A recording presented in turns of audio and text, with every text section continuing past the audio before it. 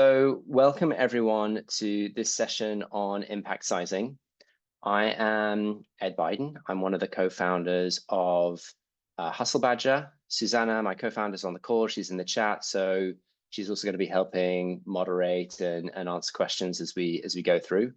And for those of you that don't know, Hustle Badger provides really practical advice and guidance to product managers and other tech leaders, helping them sort of accelerate their careers and deliver even greater impact in their business. So for this session, what we're going to do is we're going to talk through how to size impact in different contexts. The whole session is going to be recorded, and if you've logged into this session as well, we'll be sending you some of the resources and articles that we reference, and some of the templates as well. So before we get into the actual kind of like nuts and bolts of building a model that helps you size impact, then I'm going to talk a little bit about the kind of commercial context of why you might want to do that.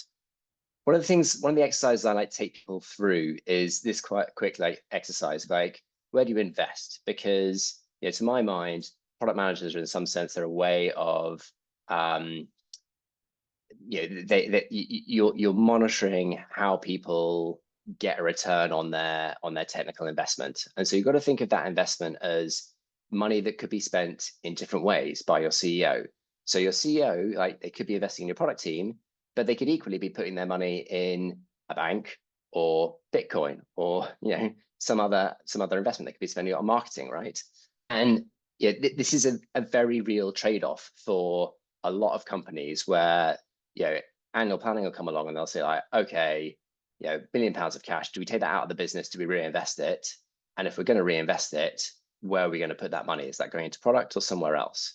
So this is a little exercise I do. And if you just have a quick think in your mind, and maybe in the chat, put your kind of like, what do you think would be the annual return, like percentage return you'd get if you invested, I don't know, an arbitrary amount, let's say £1 million in, put it in a bank, just got the interest, put it into Bitcoin, where you're going to be this time next year, or if you gave it to a product team and asked them to deliver responses, like what kind of percentage return do you think you'd get? Answers in the chat. So over a year, so annual return.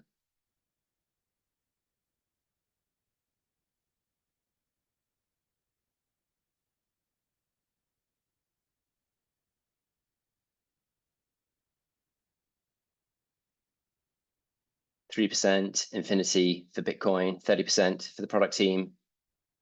Anyone else brave enough to stick in some estimates here? Bank 5%, Bitcoin 30%, product team depends. So 2%, 100%, 20%. Yeah. And obviously everyone will have like different answers to this depending on where they live and what the perception of Bitcoin is. You can also think about like, what is the amount of risk that you're taking? Like, what's the risk you're taking when you're putting it in the bank? What is the risk you're taking when you're putting it in Bitcoin? And what is the risk you're taking when you put it in product? And usually what you'll get is some combination. You'll say like, the bank's going to give you like a low return. Maybe in somewhere like the UK, you might get 5%. If you're lucky, it's going to be fairly low risk, like, very, very low chance that you won't get that return or that money back.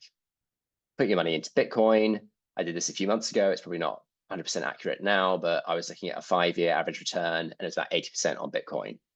But obviously, Bitcoin, pretty noisy, catch the time period wrong, and you could easily lose a significant chunk of your money. And for product, then the question is like, well, that's going to vary quite a lot, right? That could be, some companies 20, 30% might be a good return. Others, they're looking for 50 or 100% return.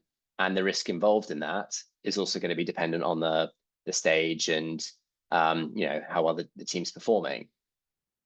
The reason I do this is I think that if your CEO has got these options about where they put their money, then you've got to be delivering a return and on that money, and that return has to kind of correlate with the amount of risk that they're taking.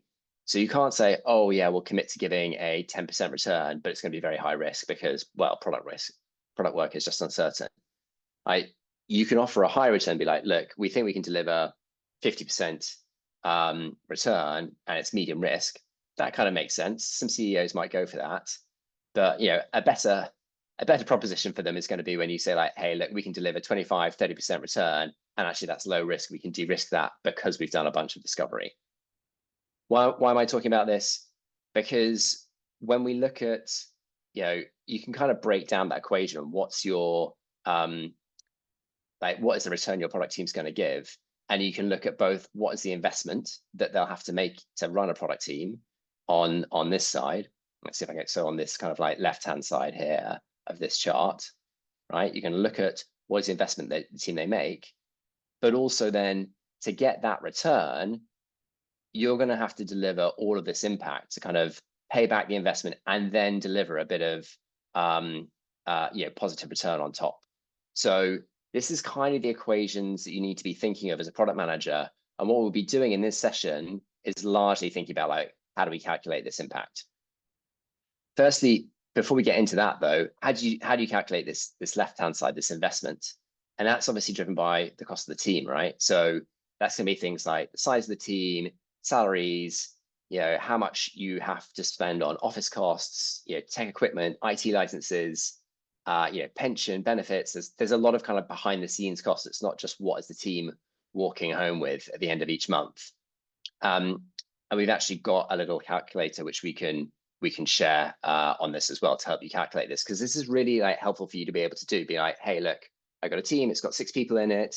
We think the running cost is X $100,000, X £100,000 a year, and we're targeting this kind of return on that investment for the company. So you then need to have a question. There's then this kind of question of like, well, how much return is enough for your company? Again, that's something that is going to depend on the company. But once you know the cost and you say, I've used £1 million for a year. So that's quite a big team. That's maybe like 10 people, 8 people, 10 people, something like this. And I've mainly used it as a kind of round number to make the numbers easy to see. But once you've worked out the cost of running your team for a year, you can then work out very easily what it is to run that team for a month, for a week, or for even a day. And then how much return does that team need to deliver on what it's building in those time periods? Well, if you want a 10% return, the numbers look something like this. If you're looking for more like a 50% return, the numbers look something like this. 100% return. You can decide or have that discussion internally with your leadership team, with your CEO about what is the return that you're targeting. Or as a product leader, you can be setting that kind of that hurdle rate for your team, saying like, look, this is the kind I want to see a 50% return from the stuff that you're working on. But that puts like a real value on the work that you're doing. So the question is then like, how do we know if we're going to get that value? And impact sizing is all about helping you realize like, are you going to get that value back or not? So we'll get into some of these details a bit later. So impact modeling, I mean, you've probably all heard of this quote by George Box, because it is so great. It's like, all models are wrong, but some are useful. Right? Models are not reality. They do not predict exactly what will happen. They do not tell you if your features will be successful, but they can be hugely valuable tools for helping you think through what do you build, how is it going to have impact, and helping you plan what you're going to be doing going forwards. So they're really good for understanding how features actually have impact. So you're thinking like, oh, we're going to change this part of the user experience, and then making sure you actually size the impact that can deliver, make sure you actually have a hypothesis about how is that feature, how is that behavioral change you're gonna cause amongst consumers, against your customers, actually going to change the financials of the business. Once you do that, you can compare between alternatives. So you can look at, okay, this feature, we're going to think it's going to deliver this kind of impact, this kind of feature, maybe this. Those numbers aren't going to be exact, but you're going to get a sense of which seems more probable, which seems more believable, and that's going to help you prioritize them. And you should get a sense of sort of the order of magnitude of impact that features have. So getting precise values, quite difficult. Order of magnitude, I think there's some techniques, and we'll talk through some of those that I have confidence in. You can get sensible answers out of as well. But again, it's not really, you're not looking to say like, oh, the model says this is the value we're going to decide.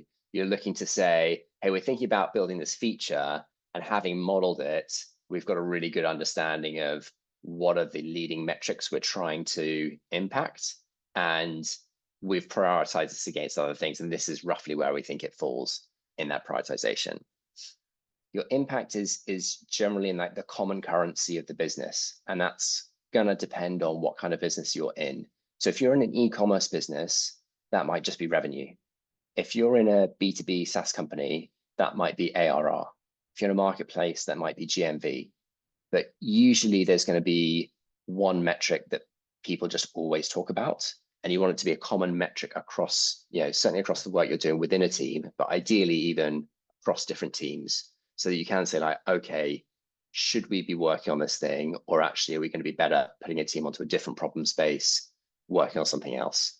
And you can make those kinds of prioritizations, not only within your team, but also across teams. So different levels that you can estimate impact at. And if you're fans of opportunity solution trees, you'll see kind of opportunity and solution here. Had a session on that a couple of weeks ago, which you can get the recording on our YouTube for. But I think of these three levels, right? So as a product leader, there's this team level you can estimate impact at, and you can think about, okay, if I allocate teams against these work streams, what is the likely financial outcome I'm going to get by the end of the year? That's going to go into some kind of financial forecast. You're going to discuss it with the CFO, and you're going to be able to answer questions like, should we expand or reduce the product teams? Should we assign them to different problems? You can think in very kind of high level resource allocation terms about where do you want to invest your money. Second level, if you go a little bit deeper, is thinking about the size of an opportunity. So you can prioritize like which problems should you work on, and how much time and effort do you want to spend working on a problem. That kind of appetite sizing can be really valuable. So don't say, how long is it going to take us to solve this problem or to kind of address this opportunity? You say, how much investment are we willing to put against this, given how big it is, and therefore the potential returns. And then finally, you can look at an individual solution level. So if you're thinking about building an individual feature, you can prioritize those against each other, as well as think about the amount of time you want to spend on each of them. Okay, so those are the cases when you might use models, and we'll now start to kind of like dig into it. How do you build one? And just to kind of like talk about this really abstractly at first, your model is a way of turning some inputs into an outcome. So basically, you want to get this outcome of saying like, hey, how much impact are we going to drive? And what you're basically doing is you're taking your input metrics, a bunch of estimates, and you're putting them through this black box, your model. It's not going to be a black box to you. You're going to figure out what's in there. But that's a calculation, right? That's going to modify those inputs and spit something out on the other side. So inputs, these are some estimates. Your model, that's some kind of calculation. Outcome, that's what you want to know. This is very kind of basically what you're trying to do. And we'll talk through how do you actually construct this, right? In very practical terms, this is going to be a spreadsheet, right? But this kind of mental model can help you kind of like think about how do all these bits come together. So I think about, I always think about kind of 5 steps to pulling this all together. And, it's all laid out neatly like this. You might find it easier to do it in a slightly different order or to do it a bit more iteratively. That's all fine. This is just kind of like the way that I found has been most helpful for me. And when I'm coaching other people, seems to help them. So where do you start? You start at the top, like the purpose, like why are you building this feature? And let's just talk about a feature just to for the sake of simplicity. So often you're building a feature to solve a customer problem. Okay, we're building this filter because we want to make it easier for customers to find our products. We're building this onboarding screen because we want to make it easier for people to set up accounts. So that's the first thing to understand. And that's usually almost like the easiest thing to figure out. You just sort of say, like, okay, why are we doing this? Secondly, you want to think about the metric. So this is like, what is the impact? Like, how are we actually going to measure success? So you're going to see this is going to be a business outcome. This is going to be your kind of common currency that you compare things between. You just need to identify like what is that common currency that you're trying to get out of your model. Once you've got those two things, then you can start to explore the kind of the big black box. Like, okay, like what goes in the middle? And the best way I think of this, we'll run through each of these steps in a bit more detail. It's like, firstly, you do this kind of like third step narrative. So how would you describe how you actually create impact? So what is the link between the customer problem you're solving, like the actual kind of stuff that your feature is going to change, and the outcome that you want to get? Like, can you describe that in simple terms? Hey, when we build filters, then actually what that means is customers see products that they're more likely to buy, and when they get onto the product page, therefore their conversion rate is higher, and that leads to more transactions and therefore more revenue. It's that kind of thing. If you can get that narrative straight in your head on a piece of paper, then you're in a relatively good place to move on to this fourth step, the equation side of things. So that's going to then say, okay, so we've defined our starting point, our purpose, we've defined our endpoint, our metrics, we've got some kind of qualitative description of how we go through the middle. Now we need to actually kind of turn that into an equation. And that's the kind of like the real kind of heart of building the model that's going to help you size impact. It's this kind of like converting that narrative into an actual calculation. And the final step then is, how much impact do you think you'll have? Okay, so you've actually got a working model by step 4. What you need to do in step 5 is put in the input metrics, like the estimates of like, okay, where are we now? Where are we going to go to? And that is then going to spit out your answer. So those are the kind of the 5 steps. So I'm just going to take a chance to go through the questions here. What models do you use to estimate the value of projects to clear or clean up technical debt?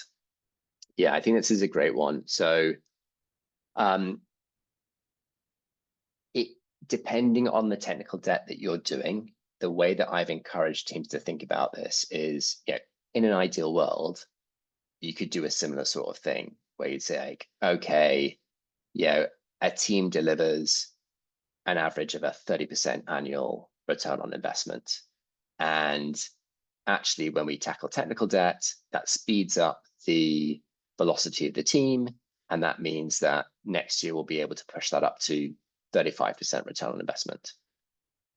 Actually getting sensible inputs for that is really tricky. And in the companies I've been working at, so high growth scale ups, it hasn't been worth doing that calculation because everyone's bought into the fact that tech debt is worth solving. So what I have done though is really pushed engineering managers, the technical counterparts, basically to get to at least step 3 and say this narrative, like, why are we solving this piece of technical debt? So we don't actually have to go all the way to the end and get an estimate of how much faster the team will get, but we need to have a really clear kind of rationale of why this technical debt matters and why it should have a financial impact. So I hope that answers your question, Abdo. Okay, so let's kind of just kind of like quickly reviewing those again. So if you think about your model, you're going to have some inputs that you're going to put them through your model. That's going to do some calculations, and it's going to give you an answer. Then the way that I do this is firstly think about, over on your input side, like what are these inputs, right? So this is this bit. What are your inputs, qualitative? Then I'm going to come over here and I think like, where are you actually trying to get to? So how are we going to measure our impact? And so that's kind of defining the two ends of the model. Once we've done that, the narrative is basically saying like, okay, what happens in this box? Like if I was just going to describe to someone what goes on in here. And if I can describe that in words, then I can start putting it into an equation and actually working out what is the calculation that's going to happen. And once I've got that all in place, then I can go back to my inputs and go, okay, I now know what are the kind of the inputs to this model. What are the actual real figures I'm going to plug in? Like, what is the baseline? What is the estimate in terms of how things are going to change? And that will then flow through the model to give me my answer, my outcome over here. Okay.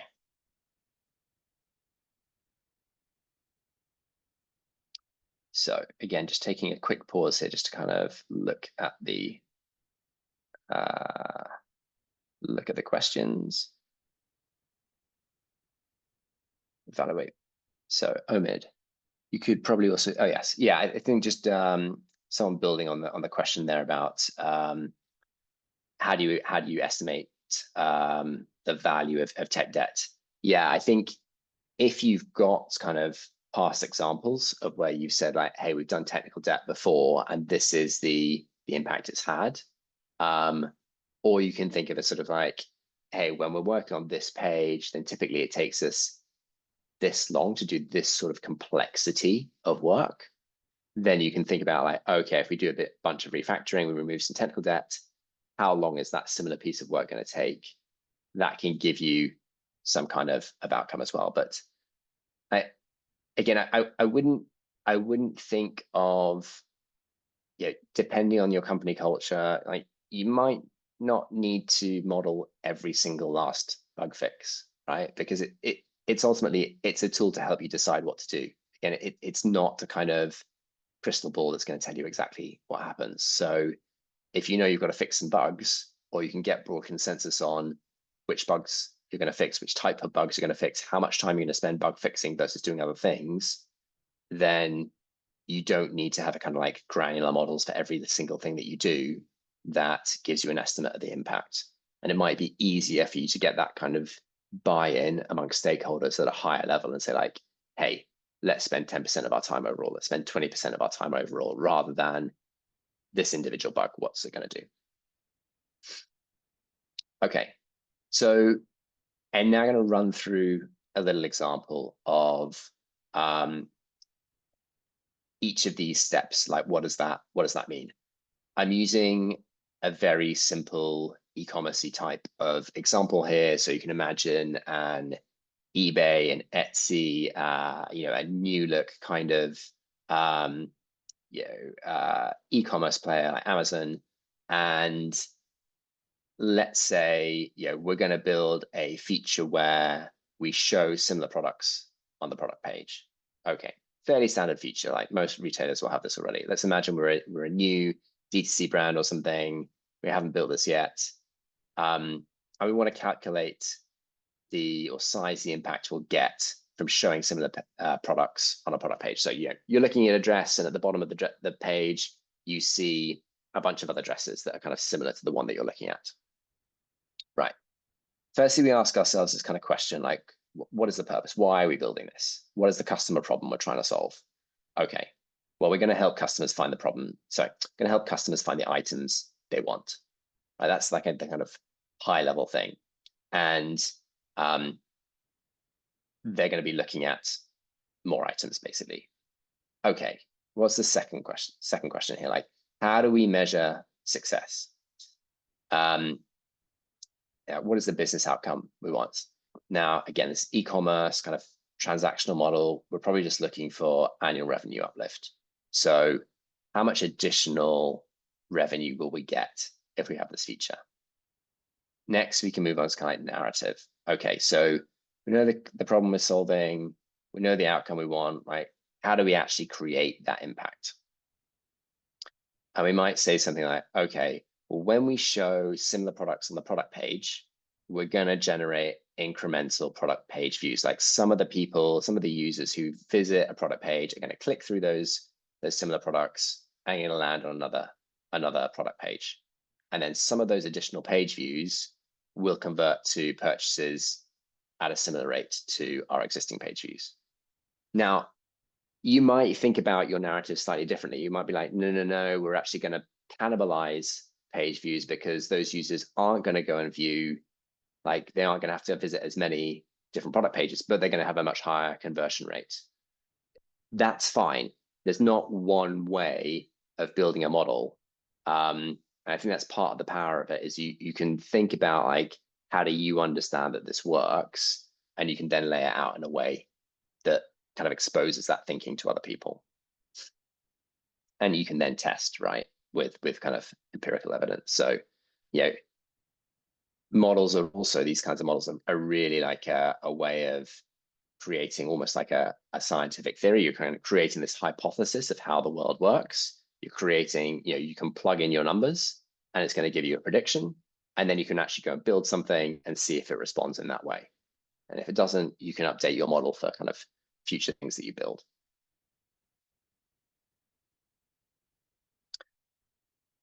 Okay, so those are the kind of first 3 steps.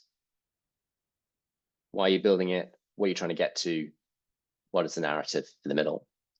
And then, yeah, I think what can be quite useful is actually kind of drawing this out. I mean, and this depends, well, I say that, I think this depends on how visual you are as a person and how your mind works. So I will often dive straight into, you know, Google Sheets or Excel at this point and just start kind of putting things together. You can kind of draw out, you know, a kind of calculation tree or a driver tree like this. If that's your way of working, that's going to figure it out. But what you should be able to do is basically take that narrative and say, like, okay, we're trying to get to incremental revenue.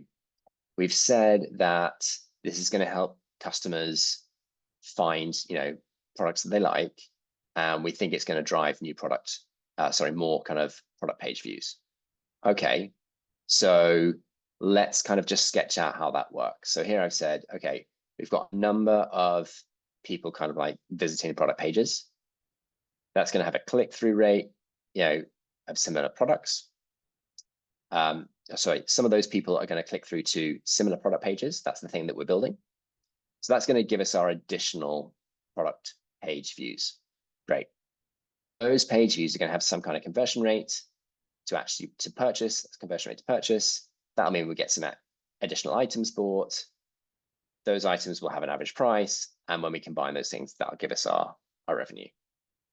Okay, fairly simple. Again, this is a simple example, but also you really don't need to overcomplicate these things. Your goal should not be to make a really complicated model. Your goal should be to have a very clearly articulated, you know, hypothesis of how you drive impact, going back to some metrics, some kind of input metrics that you have a good handle on and you understand how they might move. So I might just quickly kind of show you what that looks like now, actually. So if I kind of cancel this, come over here.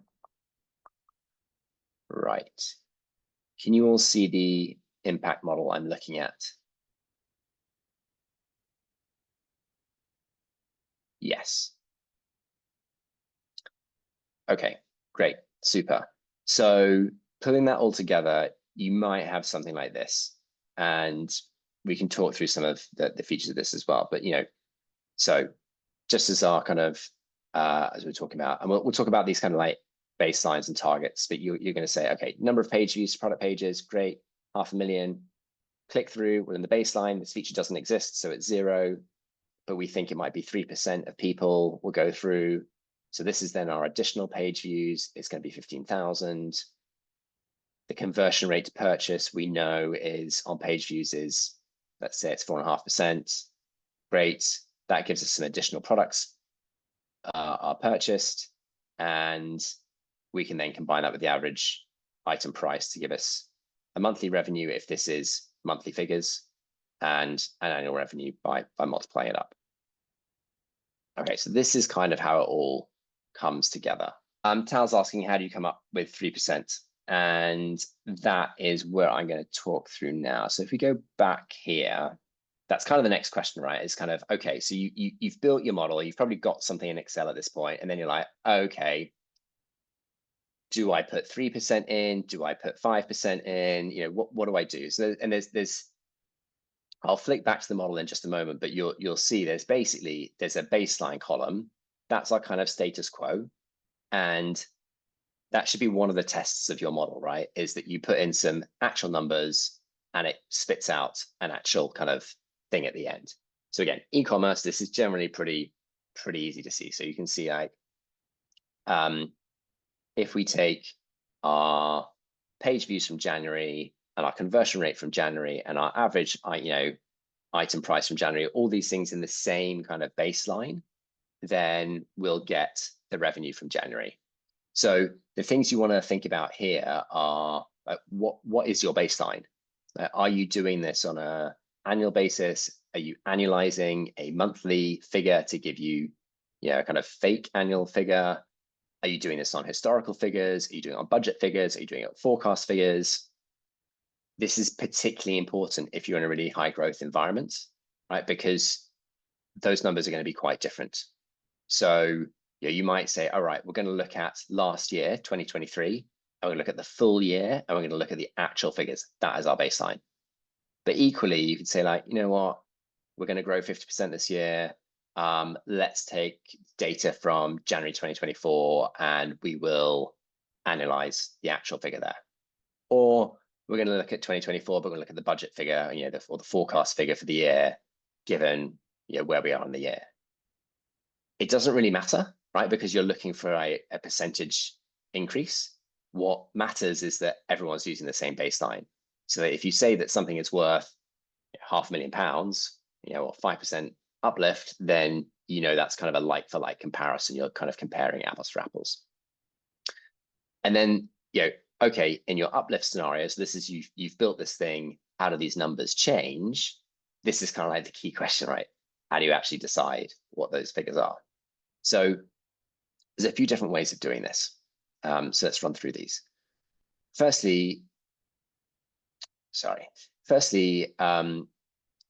I'd say you can look at how much impact you've had in the past. So if you're working on the product page, let's say, and you've built a filter before, you've added a module before, you've done, not similar pages, but recommended for you, or, different sizes or whatever it is. Like there's lots of different things you get in kind of e-commerce, that kind of these kind of standard modules that plug into a page.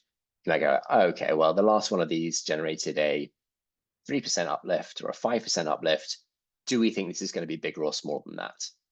And again, you're not looking to say, well, the last one was 3%, so this might be a kind of 2.5%. That's not the game you're playing. The game you're playing is like, okay, the last one was 3%, and this is going to take up roughly about as much, real estate, and therefore, it's going to be 3%. It's not going to be 30%. It's not going to be 0.3%. So you're doing this kind of like, what is the right order of magnitude? You're not going to know till you'll build it, but you should be able to get a sense of order of magnitude sizing. And similarly, compared to other things you've done, you might have some signs from user interviews. Like, do people mention this as a problem? Do they kind of talk about this as something they expect to see? You might have some other discovery, where people talk about like, is this something that affects everyone? Is this something that only affects certain people? How highly do they rank the severity? And you can tailor your discovery sometimes to uncover some of these things. So if you're kind of getting customers to force rank features that they want, then as you go down that list, you're expecting the impact to be slightly less as they kind of get to the lower ranked items. So that's a kind of like standard way, I'd say. It's basically like, look in the past at what you've done, go and speak to some users and get some kind of qualitative understanding and kind of compare it to things you've built in other areas. If you don't have that, then the other thing you can do is look at different segments. So again, let's imagine you've got different segments going through your e-commerce funnel, and you've got some, power users who buy at least 5 items a year, and you've got some occasional buyers who buy maybe like 1 item a year. Okay, great.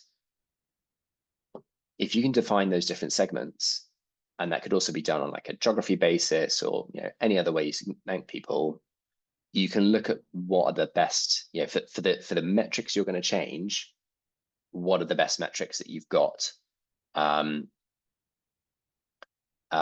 in it. So what are the metrics you're getting for your best segment? So your power users, they're converting at 5%. The whole population is converting at 3%. Okay, you probably can't take everyone to 5%, but you might say, okay, well, maybe we can get everyone to 3.5%. Maybe we can get everyone to 4%. So that kind of best segment is going to provide some kind of context of how far you think you can take people. And again, you're not looking for a precise number here. You're looking for more like an order of magnitude type of figure. The other way that I really like to kind of think about this is to almost flip the question. So instead of saying, how much impact do we think this will have, we kind of flip the script and say, what would we need to believe for us to actually want to build this? And is that believable? So you almost kind of put in the figures that give you, right at the beginning, we were talking about like, well, what's the return on impact for your team? If your return on impact for the time it's going to take you to build this needs to be 30%, and you know how long it's going to take to build you, right? Well, you can back out, okay, well, to deliver 30% return on the team in time, on the team investment, that means the uplift on conversion rate needs to be X%. Great. Does that actually seem reasonable? And very often you'll either get a response that is like, well, actually, yeah, that's like a no-brainer. That's such a small increase that just feels like totally doable. Or you'll get something you'll be like, well, wait a sec. Actually, we need to like triple our conversion rate with this one little feature, and that's just not going to happen. So you can kind of check whether the feature as a whole makes sense by kind of flipping the scripts and kind of working back from your kind of return rate that you want. Okay, just going to a couple of questions here. Beatrice, my perception is that sizing impact of a solution or a feature is a bit easier than sizing impact of an opportunity where you don't have many details. Would the model calculation be the same, or is there another model? Yeah, I think you'd use the same model, right? And I think what you're doing there is your reasoning is going to be a little bit different, because you're going to say, okay, again, like your opportunity might be something like, we know that users find it difficult to create an account. Okay, if you solve that problem, how many more accounts would you get? What would be the kind of the difference in active users you've got? Like, so your opportunity is almost, you should still be able to quantify it in the same way of like, what was the problem we're trying to solve? What are the customer behaviors going to be different? What are the driver metrics that we're going to change? And then Omid's asking, how do you factor in uncertainty? How much effort should you put into establishing a baseline first, assuming that you don't have data yet because you're building an entirely new product? Yeah, I think if you're building an entirely new product, this is the most difficult case, because you've really got like nowhere to start. And I would definitely do the exercise in this way I've talked about, saying like, hey, for this new product to make sense, for this to be a good bet, what would we be happy with? And then use that to say, like, okay, like that should be our launch goal, as the kind of like minimum amount of impact that would make this a good idea to do. Does that seem reasonable? How can we get there? And then as soon as you launch something, then you can kind of start figuring out like, okay, where do we go from here? What are the kind of the first iterations we're going to do on that 0 to 1 build? Okay, so we'll talk about some of these things as well. I kind of flick back to the model and point some of these things out. Like, you'll see all these things in the Excel sheet, right? So first thing, top left, I've got this kind of legend or key. So you see, I've kind of color coded this, and I haven't gone crazy, right? There's like 20 different colors in the spreadsheet, but there are 3. So there are black and white cells. These are formulas. These are calculations. So you don't want to change these, right? This is a kind of like, this cell plus that cell equals the answer. So you can look at let's highlight one of these. So if we look at this one here, you know, your kind of additional product page views, that is obviously like these two cells combined together. So we don't want people going and changing this cell here because they're going to mess up all the formulas. So this color coding kind of tells you like which ones you shouldn't change. And then similarly, we know that these ones in yellow, yeah, that's where you put your estimates, right? Of what your baseline is, what your targets are. So these are the ones you play around with. Great, those are your inputs. And then your blue ones down here, outputs. Okay, that is actually kind of like how you're doing your prioritization. That is how you're kind of deciding, is this a good idea to build or not?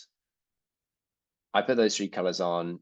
Again, you can kind of go from here where you're doing your own kind of key, or you can lay things out slightly differently if you want to. So the other thing I kind of be clear is like, you know, I've laid this out like very, very clearly in terms of like, here are all the inputs I put in. This is my baseline. This is my target, right? This is the calculated change. It's all like very, very clear how things are done. And you can see as well, I've done these kind of, you know, subtotals at kind of like very obvious pages. So it's not just like a long list of numbers and an output. You can see all the steps that I'm going through, like here to this line, you know, to this line, right? So you can see the kind of the thinking all the way through. And that's kind of like one of your key goals, right? You want this to be like really easy for people to understand. And that's both other people when they look at your model, but also, you know, you might well come back to this in 6 months and you don't want to be figuring out like why you did it this way or trying to reconstruct your reasoning. You want it just to be like super obvious. And the final thing you'll see here is the sources. So again, like, you know, here the baseline has been set as Jan 2024 actuals, and that's written down right on the model. So we don't have to kind of like try and figure out where we found these numbers if we come back to it. And ideally, there is then a link to wherever you got that number from. And that is, you know, all set up in terms of it's got the right filters, it's got the right date ranges, and like this number that you're putting in as a baseline is just super easy to pull out of wherever this link goes. So that again just makes it really, really easy for people to audit your numbers. Because often, why is that important? Often when you show models to people, you know, to stakeholders, the discussion you want to have is this how we all understand this is going to have impact? And what do we think we should estimate as the uplift, right? As the change we're going to see. What you don't want to have, because you know it's not good for your credibility and it's kind of wasting time, is like, is this the right baseline? This number looks a bit funny. I thought we made like 10x more than this in this quarter or in this month, right? So that's very, very easy to solve if you just go like, oh, that's not the number you recognize. That's fine. Click through to the mix panel or your source. Great. This is how we're filtering. This is the time range we've taken. This is the kind of segments we're looking at. That's how you get back to the number. Just kind of like close that conversation off. And by doing that really, really well, you're boosting your credibility in the whole of the analysis. The other thing you'll notice is this is kind of like, it's not got excessive formatting, but you know, it's got a bit of white space here. It's got some lines to kind of break it up a bit. You know, it's got some headings and things. Like it's just been formatted in a kind of fairly simple but easy to read way. So again, it's easy on the eye and easy to understand. And both of those things just kind of really do like a disproportionate amount to increase your credibility and people's faith that the actual calculations and thinking has been done right. So I really, really recommend doing those. As a quick look here. Oh, got a question coming in. Okay, I'm just going to quickly show you. This has been, you know, I've talked about how this has been like a really simple example, but I'm very quickly going to show you some kind of like more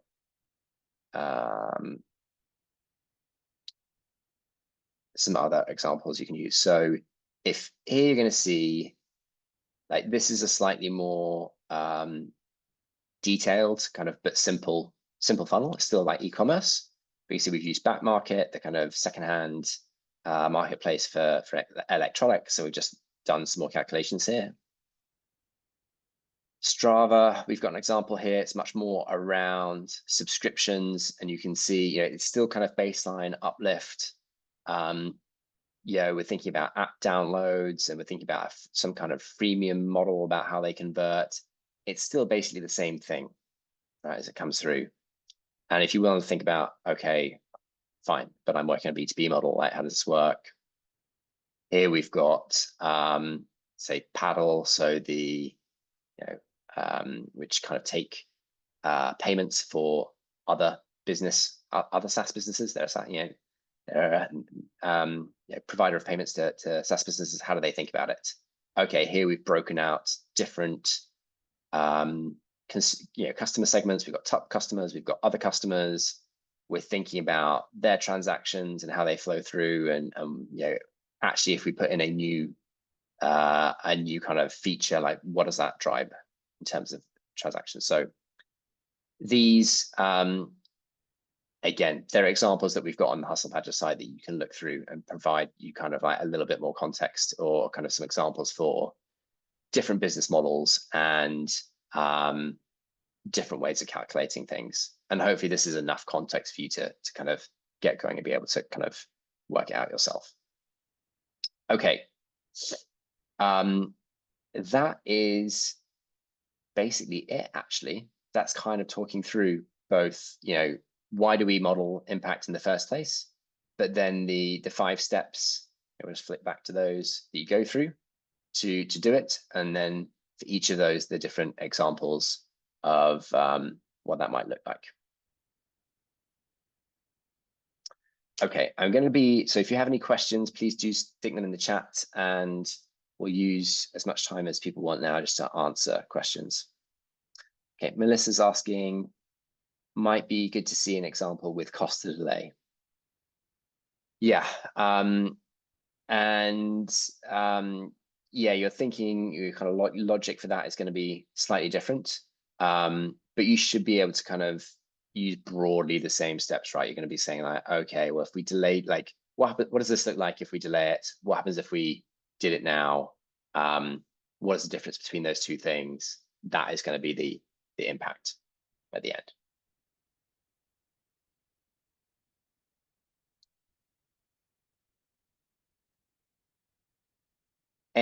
Any other questions? I'm aware I've kind of been talking a lot, so be great if you've got questions, dump them in.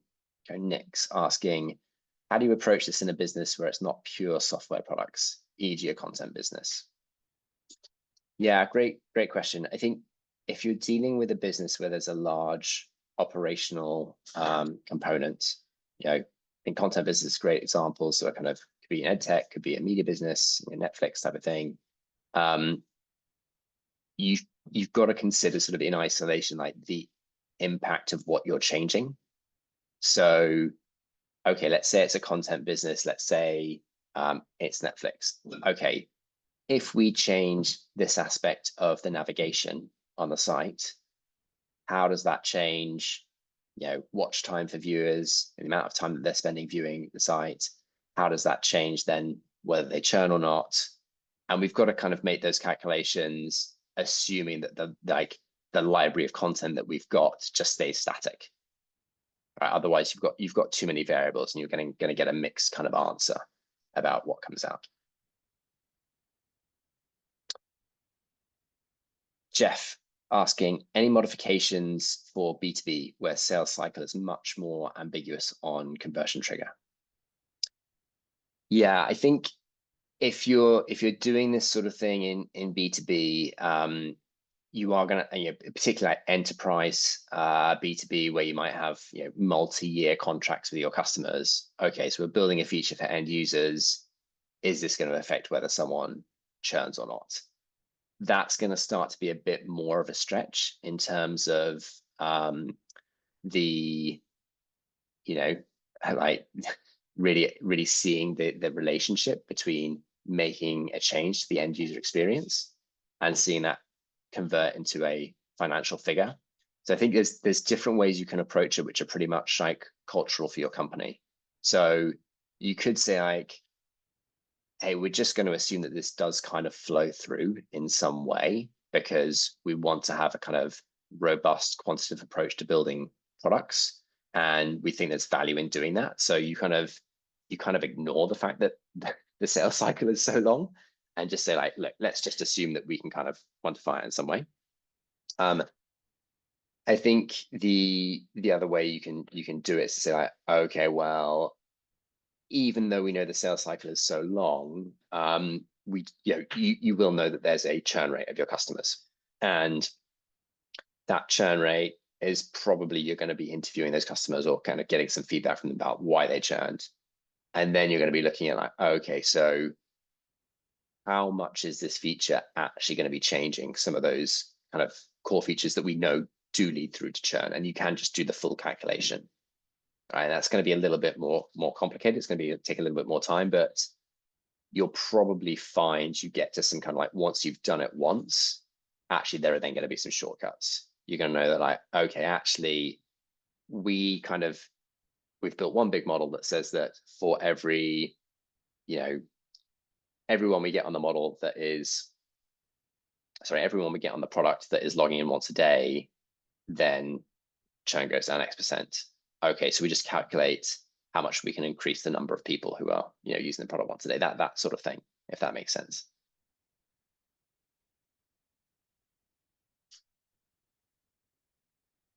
Yeah, and Nick's kind of saying, you'd use product metrics as a proxy, right? And that's kind of what I'm talking around in a roundabout way. So Jeff, feel free to come off kind of speaker if you want to talk this through as well. So you're saying, am I getting this right? You're saying like in a pre-sales environment, you're saying, how do we calculate if this is going to lead to a sale and the value of that sale? I'm also thinking about a recent project I did for a large US retailer, and it was a large portal. It was more of a digital transformation effort. And when I did talk to the director, he presented his business case about the return on investment back to the organization. I was just really curious as to where he came up with his numbers because we were consolidating like 6 different applications under the roof of one portal. But none of those applications had like product metric usage rates that could be baselined easily. Mostly because they were third-party applications that we're replacing, and we didn't necessarily have access to the data. Yeah, I'd say like often in these cases, what's really unhelpful if someone just kind of like comes into a meeting and is like, oh, this thing is going to be worth, $500 million a year, and that's the return on investment. It's like, okay, well, I mean, it might be, but if you don't know like the inputs to that calculation, if you don't know the baseline, if you don't know the mechanism they're talking about, like actually it's not really a discussion. It's a kind of something you've got to take on belief. And the real value in those conversations come in having that kind of rationale exposed. So you could say like, oh yeah, that makes sense. We can compare that to other things we're thinking of doing on the same basis because we're happy with the rationale, with the narrative that you've got. Or actually, you know what, I'm thinking about this slightly differently, and I think we calculate the value this other way. So I think understanding how people come up with those figures is much more important than the figures themselves. And particularly if you're talking at kind of between different teams, then understanding how do commercial teams think about the impact, that's really important. And can you kind of start to express some of the impact that you're thinking about in similar terms, similar baseline to them? That's very powerful. I'd also say, like for these models, anything you do is going to be an approximation of reality. And again, the object is not purely to make it as accurate as possible. Like you obviously want some kind of accuracy. You want it to be like some kind of indicator of what's going to happen in reality. But you don't want to make it so complex that no one can understand what you're doing. What you want it to do is make it a sensible simplification of reality that helps you think around the problem and helps you discuss the problem with other people so that can then inform your decisions. Because this is really, it's a decision-making tool. It's not a forecasting tool. Right. So you have a plausible narrative. Exactly. Exactly.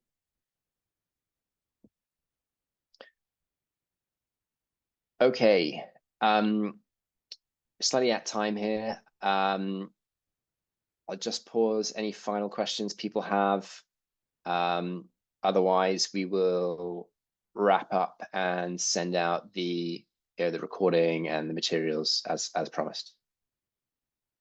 Great. Thanks very much, everyone. We'll wrap up here and hopefully see you all soon. Bye.